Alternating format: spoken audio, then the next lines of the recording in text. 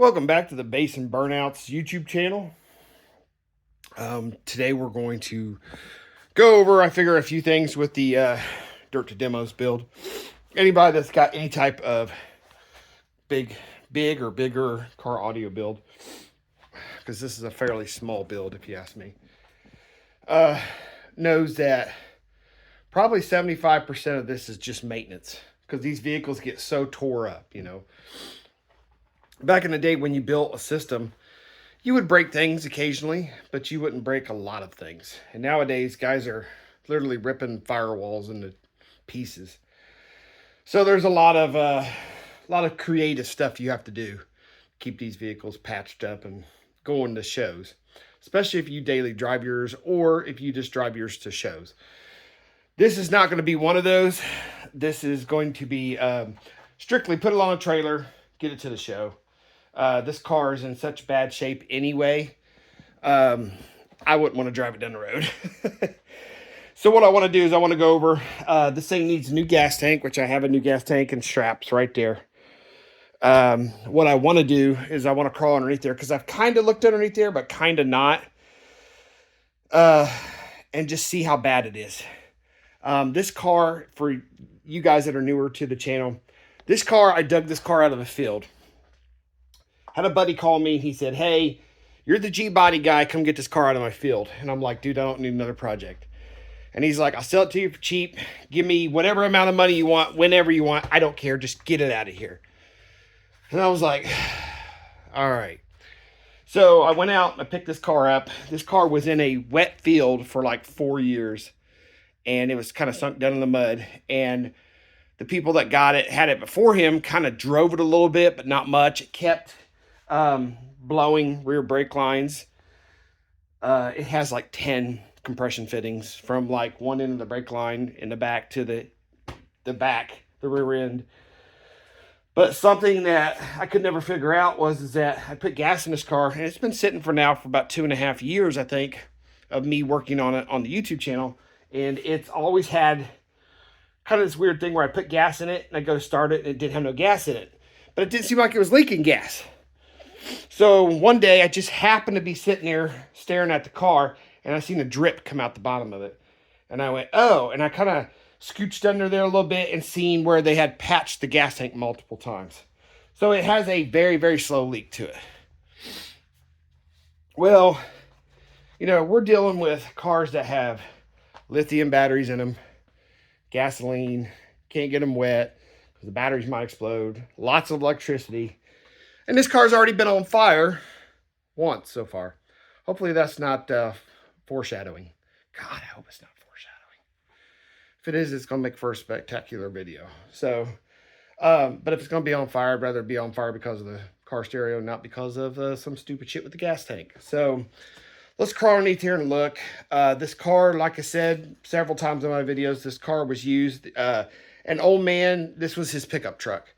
He worked out of this car. He towed trailers with this car. From what I understand, this car's led a pretty rough life. So let's crawl underneath there. And I pulled a dozen mouse nests out of this car. In that 4 years, the biggest one was underneath the back seat. It totally ate all the floorboard out from the car. It was completely gone. As soon as I pulled the mouse nest up, you could see ground from one side of the car to the other. And the car's so rusty that the floor pan wasn't even attached to the car from about the A pillar to about the C pillar or so. It was just gone. It just wasn't attached no more. It was so fucking rusty.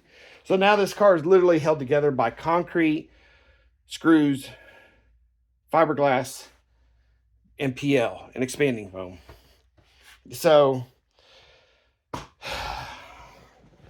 I already know I crawled in here, it's gonna be bad. So let's see what we got here. So I knew starting out this was happening. I seen this when I crawled underneath here. The back body mount, I don't know if it's attached anymore. It's look like, oh, there's the body mount right there. So the body mount is gone. I have it sitting on these things right now, so it smashed the body mount up into the body, but this is not attached anymore. So when I lower this down, I need to take that body mount out. I've done this in the past. I've drilled just straight through the frame, straight through the body, and put body washers on both sides and just smash the frame to the frame. Smash the body to the frame is what I'm trying to say.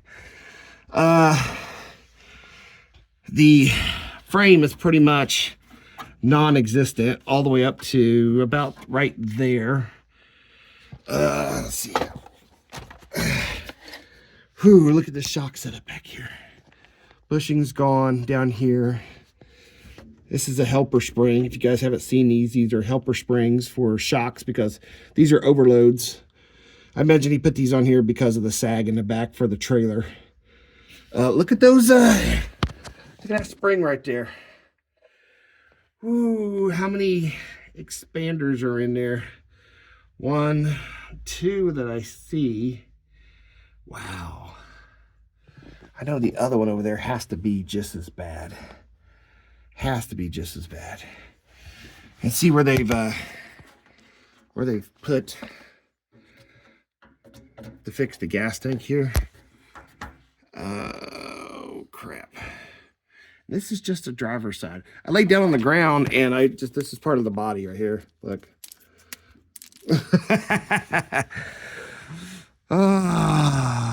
The bumpers pretty much just held on with that bolt right there. And the frame's just gone. Frame's just, welcome to the Midwest, guys. This is what Midwest cars look like. I know New York and Pennsylvania and some of those cars get a lot worse than we do, but when the car's just disappearing, I don't care how much worse it is in your area. Damn. Okay, so I imagine that over there is probably just as bad. I don't want to crawl my fat ass over there. You see short garage problems here. So, you know, all those times when I was like, hey guys, I really don't want to mess with this car. I'd rather do something newer. And you guys are like, nah, the wagon's cool. Blame this on you guys. Blame it all on you guys. Every bit of my suffering, I'm blaming it on you guys. I can't see much over here. But we have the same setup over here with springs, it looks like. Yeah, pretty much the same. So here's what we're gonna do. We're gonna ignore this tonight.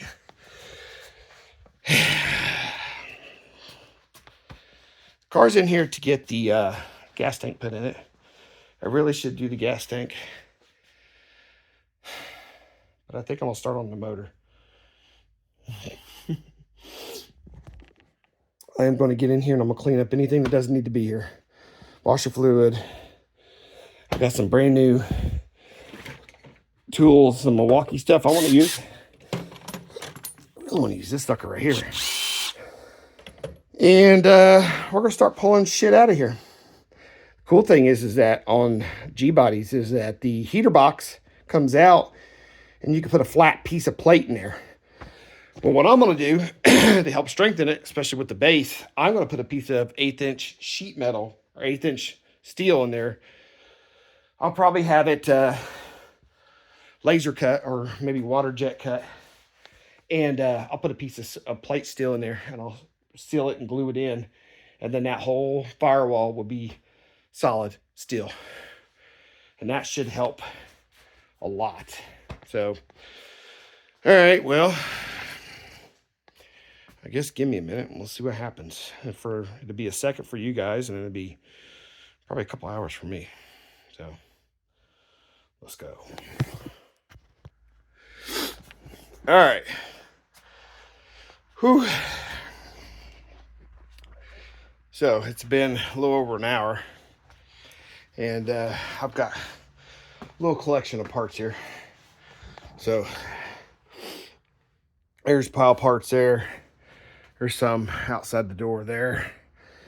Now, I am going to put the catch cam back on here, but I'm going to take this, I'm going to take the shroud off here. the guy that had this car, like I said before me, he was one of those guys that went to the truck stop and dug through all the stuff, and he's like, ooh, that looks good. Look at this oil cooler down here. That's his oil cooler. So, and this is the V6. He put on the 1920s electric fan in there. He had it wired into, just randomly into this harness right here. Just he picked 2 wires and ran a whole fucking electric fan off of 2 random wires in here. One of them was like the size of this right here. An electric fan running off the size of this. You know that thing's not efficient. So I couldn't get these out. I'm gonna have to it's got nuts on the back and they're seized on there, so I'll have to get that out. No big deal. The hardest part was getting the air conditioner compressor out, because that thing was, this bolt right here was the fun one. But I don't know about you, but that looks like a good place to put a second alternator right there. And I have a spot on my pulley down there where it went to. That can be what drives this alternator right here. Now what I'm thinking is that I might do one alternator. I'm kind of conflicted here because some of the batteries I want to use can be used with AGM, and they could be charged the same as AGM. So if I do that, I can run 2 alternators to my batteries. Or I know everybody's delete the batteries, just run AGM or just run lithium. Yeah, I know. Or I could do a dual setup where I could do one alternator for the car and put, since it's set up for dual battery over here, battery over here, I could do 2 batteries, 2 AGMs, a good size alt for the front, and just use that as like my front stage. And then I could use the second alternator to charge my lithium. Or I can go with the lithium batteries that charge the same as the AGMs. Yes, I know they're not as good as, say, 16 volt, whatever, skip cells, whatever. But I could do that and have 2 alternators charging the whole setup, and I could have basically a battery over there, and 1 or 2 batteries in the, probably 2 batteries in the back. And then that, but to me, that would be a better setup than having 1 alternator for the front stage and then 1 alternator for the subs, because the subs are going to kill a lot more than that front stage is.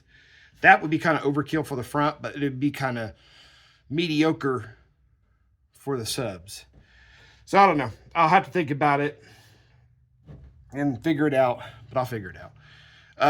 I got I would have bet money there was a mouse nest down in here. I would have bet my freaking house there was a mouse nest down here, because like I said, I pulled a dozen mouse nests out of this car.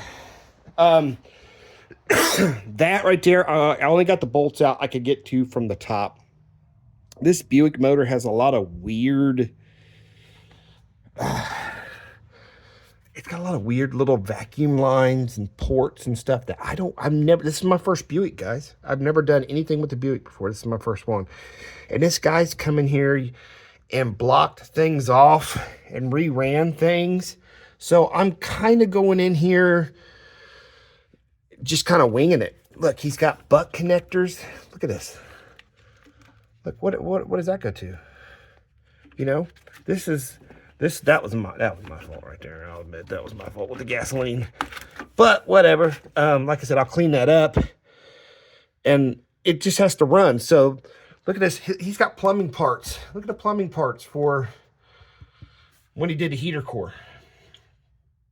And I don't need this, so I could block this off. But I don't want to crawl.